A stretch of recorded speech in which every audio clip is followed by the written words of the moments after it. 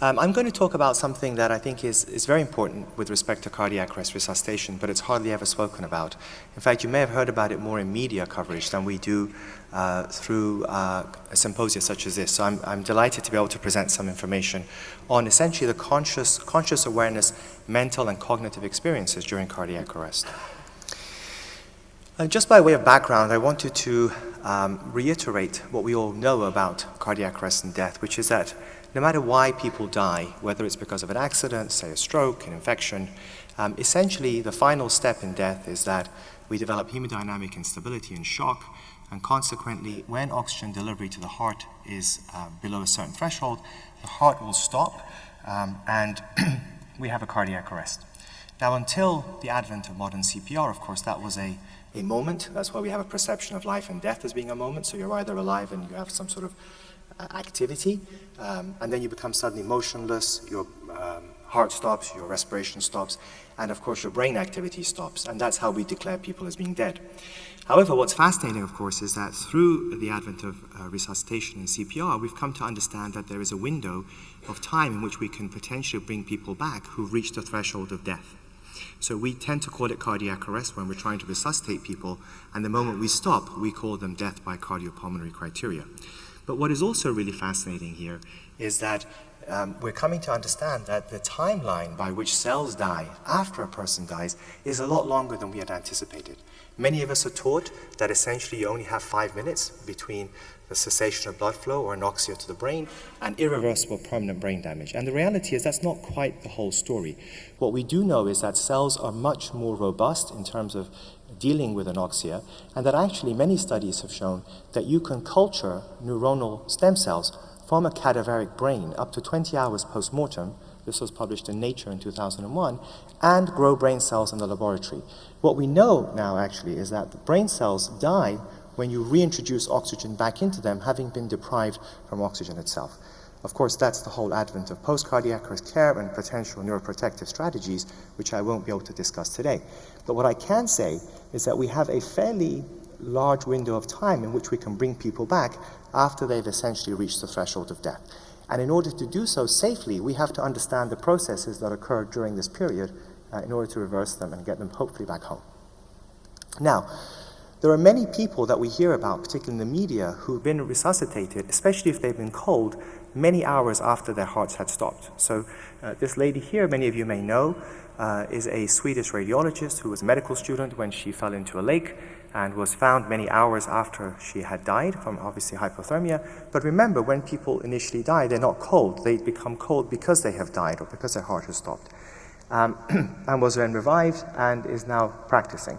Joe Tirolosi was a patient of ours at Cornell Medical Center, where I used to work, who received an hour of resuscitation and then had hypothermia, and this is the day that he went home to be greeted by his daughter. And we have various technologies that we've developed, mechanical CPR, issue of targeted temperature management, ECMO, to try to improve our outcomes from cardiac arrest.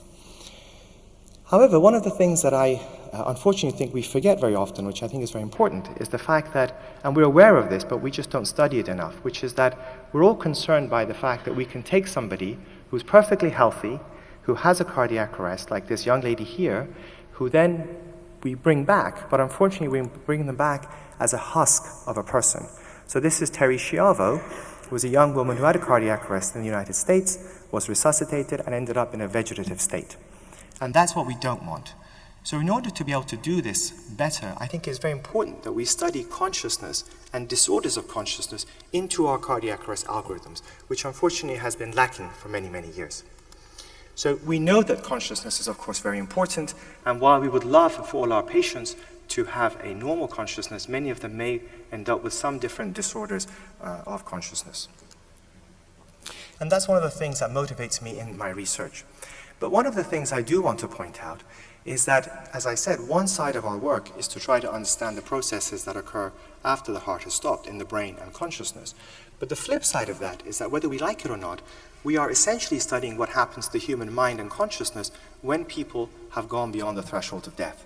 So if you paid attention to Jerry Nolan's talk, you'll see that the idea of resuscitating people goes back many, many years, centuries. And until now, it was not possible to study that aspect of what happens to human beings, in other words, the mind and consciousness. But it is a very important point, which is now amenable to research. So again, if 100 or 120 years ago, a father and son were looking at the sky and they said, oh, the son said that maybe one day we can go to the moon, that would have seemed completely impossible. But we see that at the turn of the 20th century, from a very simple contraption that was able to fly for about 27 seconds, a few inches above the ground, within 60 years, human beings were able to get to the moon.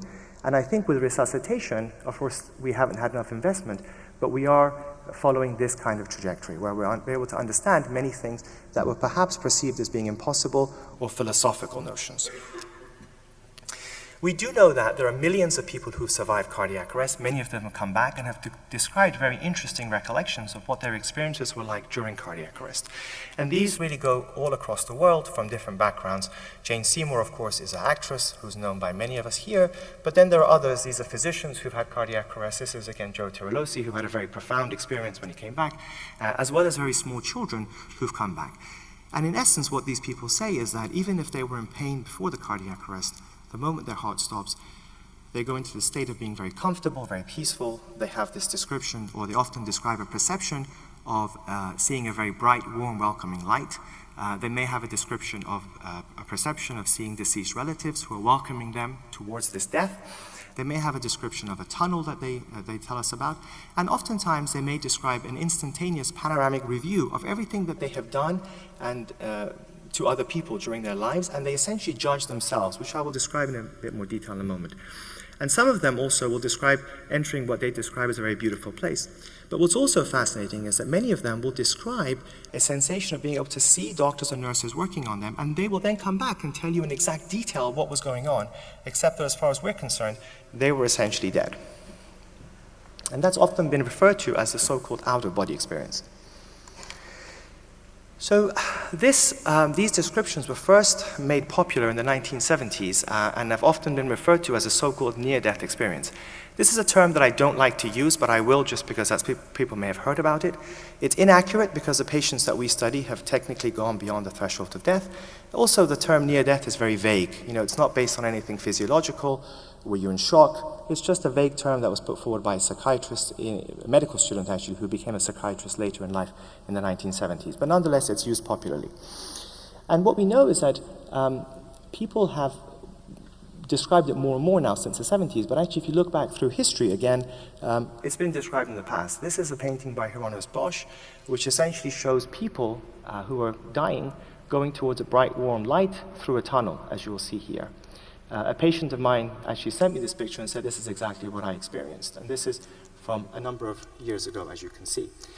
These experiences have been recalled from all over the world, and what we do know is that the core features are very similar. So while the interpretation might be based upon your cultural background, essentially the core features are similar, as I said, and even in small children, less than 3 years old.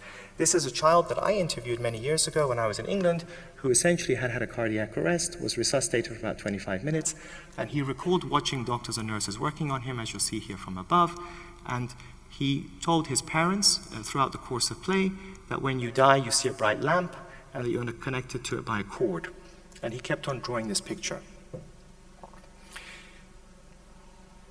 I actually had a couple of minutes of my interview with him. This is Sam. He's also called Sam, and I went to meet him and interview him about his experience, but I realized we're running out of time, so I won't go through the video, but just to say that there are these cases of children and adults who've had them. And he was...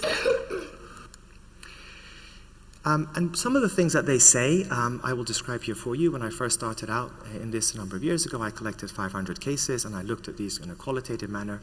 So here's a description of watching cardiac arrest. I was high on the ceiling of the ward, looking down upon the bed, which seemed to be a long way down, and saw the doctors and nurses around the bed working on the person lying there. And then this person went on to say that they realized that was themselves that they were looking at. Here's the review process. I found there was a being beside me. It was a comforting presence, a reassuring presence, but was also a presence of magnitude and power. Then I began a review of my life, of the key moments of my life, but at the same time, I was re-experiencing it from the other people's points of view, and that was a stunner, because you feel their pain, you feel the sting, you feel the hurt. This person again went on to describe in a lot more detail, but what's really interesting is that this review process is actually not really consistent with anything that, as far as I'm aware, is particularly based on religious or cultural upbringings, because what he's describing is that he was able to re-experience everything he had done to other people, and then he judged himself and found that he'd failed as a human being and was interested in coming back and trying to improve himself, which is an important point that I'm going to come to in a moment. So if we review the literature on why these experiences occur, and this is something that I started about 20 years ago, you can see that there are essentially three broad categories of theories proposed for these. One is that these are essentially some kind of hallucination occurring in the brain as a result of a chemical derangement. The most common theory put forward is a lack of oxygen. However, there are many limitations with these theories, not least of all that essentially there is no possibility of determining the reality of somebody's experience based upon neurological markers. So for instance, if you take the simple experience of love, we've all experienced love and we know that it's real, but it's modulated by a certain number of neurotransmitters in the brain. If you give somebody a drug, you could also mimic that. It doesn't mean that your love for your child or your spouse is not real, because somebody who takes LSD may also experience love. So that's a limitation of these theories that have been put forward, but nonetheless they're out there. The other theory is that these are some sort of psychological phenomenon. In other words, because people think they're about to die, they start to imagine these very comforting experiences. The problem with that, as you appreciate, is that cardiac arrest patients don't exactly know when they're about to go into cardiac arrest. They haven't got time to start to elaborate. And then others had proposed that what we're observing is that maybe there's some kind of separation of mind or consciousness from the body during cardiac arrest, and that's perhaps how it explains people describing events going on. I also found something else which was quite interesting I wanted to share with you. I don't think it's real, but nonetheless you may have evidence to support this, which is that maybe some evil-looking surgeons will shine a bright light on your eyes when you go to the operating room, and then 6 months later you show up on Oprah and talk about your amazing experience where you saw a light at the end of the tunnel. I haven't found evidence. If you do find any evidence to support that, do let me know. But you see that commonly this is included in the media. So this is just a report in the BBC that came out, and thanks to Jazz for reminding me today, that psychedelic drugs may be able to bring about certain similar experiences. Again, I haven't got time to go into detail. This is a very limited view of this. I don't think it covers the reality of what we're seeing. Here's a cartoon that came out a number of years ago in England, again following some publicity about our research. This is Norman. He's in a pub somewhere in England with his friends having a pint of beer. Here, Norm, you had one of them near-death experiences once, didn't you? And you can see he's turned into an angel with wings and a halo above his head. One of the things that I do want to point out is that people who've had these experiences during cardiac arrest are often transformed in a very positive way. They become more altruistic, less afraid of death, less materialistic, they spend more time with family, they live happier lives, which is actually in contrast to the common psychological outcomes that we know from cardiac arrest, which are often negative, like PTSD, depression, memory disorders. So this is something that's of great interest to study. But I think in the last few minutes I want to talk about our particular research and one of the most interesting areas with relation to these experiences, which is what got me involved a few years ago, which is actually when do these experiences really occur during cardiac arrest. What we know, of course, if you look at this simplified diagram, is that before cardiac arrest, your brain blood flow is normal, your brain function is normal, and as soon as your heart stops, essentially, your brain blood flow will drop. And actually, blood flow drops to about 15 to 20%, even with high-quality CPR, and that's why brainstem reflexes are usually absent. You don't need to give sedation to intubate a patient during cardiac arrest. If you look at their pupils, they're fixed and dilated even with CPR. And therefore, the brain doesn't work. And if you look at even EEG during cardiac arrest, it usually flatlines within about 2 to 20 seconds and remains flat despite CPR efforts. So the question is, when are these experiences occurring? Are they occurring before your brain shut down, after your brain recovered, or somehow paradoxically during the time when your brain is not supposed to be functioning? And that's what patients have often reported to us. Here's just another cartoon. This came out in Southampton when I started this research. This was me, I think, 20 years ago, predicting what I would look like today. I don't know if you agree. I did lose my hair. I did gain some weight. But this was me saying, no, I don't want to come in. I'm researching out-of-body experiences for Southampton General Hospital. I'm at the pearly gates of heaven. But that's the key thing. When are these experiences really occurring during cardiac arrest? We published a study in 2014 that was a multi-site in both 15 hospitals with 33 investigators. Some of them are probably here. And it was the first large-scale study that tried to look at awareness during cardiac arrest to see, one, does it really occur? When does it occur during cardiac arrest? And can we sort of move this field forward? This is a cartoon that I found actually by somebody else, but I thought it was very useful to summarize some of our results in a short period of time, which is that unfortunately most of our patients, among the 2,060 subjects, most of them don't survive cardiac arrest. So it's very difficult to interview them and find out what happened to them. However, what we did do in this study, we tried to put independent markers in the room, independent visual markers that we could test claims that patients may have to be able to see resuscitation that they would not have known about from watching, say, emergency shows about how a cardiac arrest would really be. And clearly, as you'll see here, that there are very few survivors, and a small proportion of them had these so-called near-death experiences, but we did get 1 or 2 cases of people who were describing events from their cardiac arrest that appeared to be corresponding with a period when the brain shuts down, which was really a paradox. We didn't expect to get that. And this has essentially led us, one, to try to understand more about what happens to brain and consciousness, and also to then develop a new line of research that I'll touch on in the last couple of minutes. But I do want to summarize a little bit for you the literature on consciousness, which is that, of course, we all know what consciousness is. We are interacting, we deal with it all the time, but we don't know scientifically how the human mind, thought, consciousness arises from brain activity. Traditional views have, of course, been that somehow brain activity leads to thoughts and consciousness and awareness, but we don't know how. Many have proposed that it might be some sort of neural network that's leading to this, but there's no evidence to support it. In other words, we can look at the whole brain, you can look at tracts in the brain, you can look at individual neurons, but the reality is we have no science to explain how thoughts, consciousness, that real entity can arise from these activities, and how, if you were to connect a number of neurons together, you'd somehow lead to this amazing phenomenon. There are other theories that have been put forward there, that it might be that it's some sort of quantum mechanical process going on in the brain, and that, or maybe that human mind and consciousness is more like an electromagnetic phenomena that interacts with the brain but isn't necessarily produced from synaptic networks. This is an area that's being looked into currently. So this work, essentially, that we've done and our interest in consciousness has led to the AWARE-2 study, which is a multi-site international study which we first pilot tested in 2013 at my US institution in Stony Brook in New York, and then we launched into 8 sites in 2015, Gavin Perkins' site being one of them, and a few others who I'll point out, and I'm very grateful to the help of all our collaborators in doing this study, which is currently ongoing. Our aim was to expand out to 25 sites at the end of this year, and the goal is to finish this by 2020. We're targeting to recruit 1,500 adult in-hospital cardiac arrest patients. However, what's novel about this study is that we've integrated brain monitoring systems into cardiac arrest care. You'll see here we've incorporated cerebral oximetry, which is a non-invasive way to measure the amount of oxygen that's actually getting inside the brain. It uses near-infrared light that penetrates your skin, your scalp, your dura, and will actually measure second-by-second oxygenation in the frontal lobe of the brain. And this is a sensor, and the company are here if you want to have a look at their device. This is a sensor we attached, and we're combining that with a portable EEG device that measures, again, continuous brain cortical activity during cardiac arrest. And we're trying to get a marker of how the relationship of brain resuscitation will interact with consciousness, as well as survival and neurological outcomes from this population. This is a typical setup now. We have a backpack, we have a team. They are on call with a pager. When a cardiac arrest goes off, they take the backpack with them to the scene of cardiac arrest. We have a number of pieces of equipment.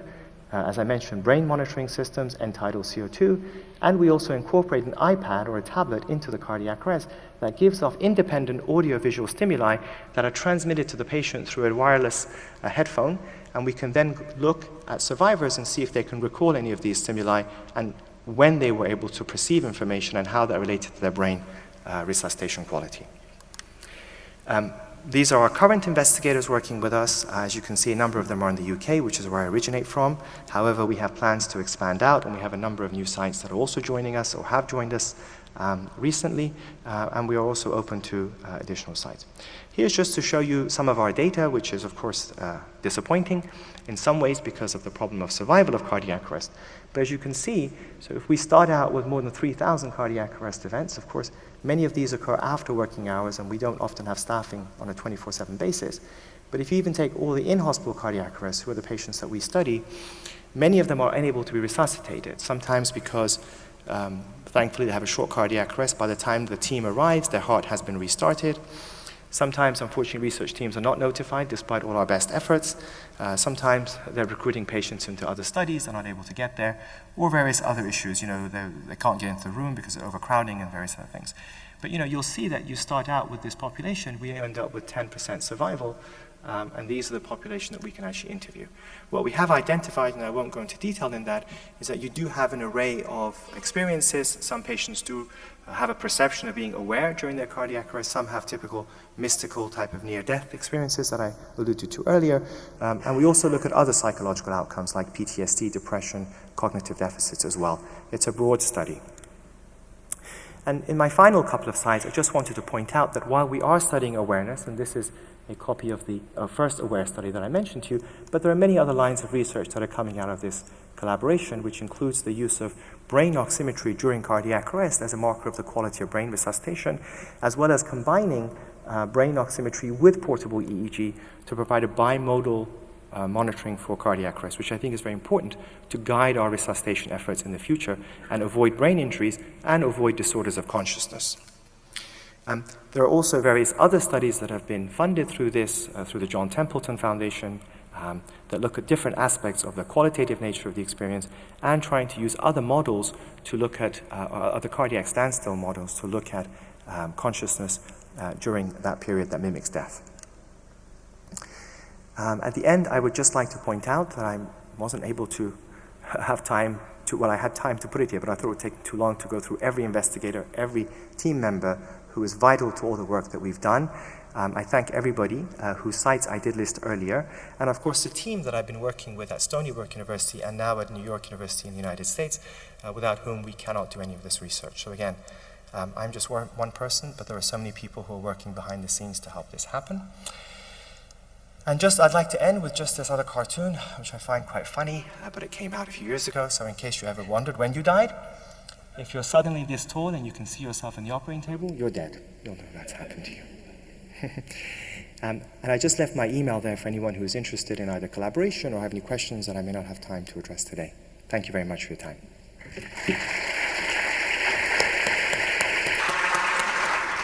Thank you very much, Sam. Do we have any questions from the audience? Yes, we have a couple down here. Thank you, Sam, for a nice presentation. A very simple question. How you can avoid artifact during chest compression in terms of monitoring during awareness? Thank you. Yes, thank you for, and I presume you're talking about the EEG itself, are you? Or interested? Of course, the brain oximetry is not affected by motion, which is a very, very good tool, and there are a number of studies that have come out that show that there's a clear relationship between brain oxygen levels and ROSC, as well as survival to discharge. EEG is prone to motion artifacts. What we do is we actually only take EEG recordings from the time in which CPR is paused for a pulse check. So we collect it throughout, we delete everything during chest compressions and just look at those 5 or 10 seconds when CPR is paused. Okay, thank you. So congratulations of this really fabulous talk and the new information you gave to us. The one or other from the audience will remember that before we termed cardiopulmonary resuscitation, Peter Safar, after having arrived in Pittsburgh, talked about cardiocerebral resuscitation. So the brain is primarily in the focus of our interest. And he was, in his late years, he was working on a drug he wanted to inject in order to have a complete cessation of flow. So is it low flow or cessation of flow which is of influence to your results you're obtaining now? Well, talking about some of the lectures we had, I wish I could see into the future. I don't have the results yet, so I don't know. We'll know hopefully in a couple of years' time. But I think it's intriguing because the challenge has always been, which I find amazing, is that we all resuscitate patients, but we do it blindly. We have no idea whether what we're doing is working with the brain, how much oxygen, how much flow is getting into the brain. Yet we make arbitrary decisions about life and death for patients without any of that data.